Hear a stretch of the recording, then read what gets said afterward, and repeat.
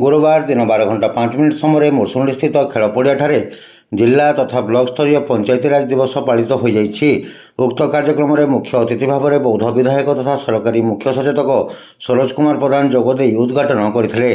सम्मानित अतिथि भाव में जिलापाल सुब्रत कुमार पंडा, अतिरिक्त जिलापाल अनिरुद्ध प्रधान, जिला परिषद मुख्य उन्नयन अधिकारी प्रभाष चंद्र दंसना, उपजिलापाल प्रवीण कुमार बाणुआ, बौद्ध ब्लॉक अध्यक्ष प्रियदर्शी प्रत्युष रथ, जिला परिषद सदस्य राकेश त्रिपाठी जोग देइथिले।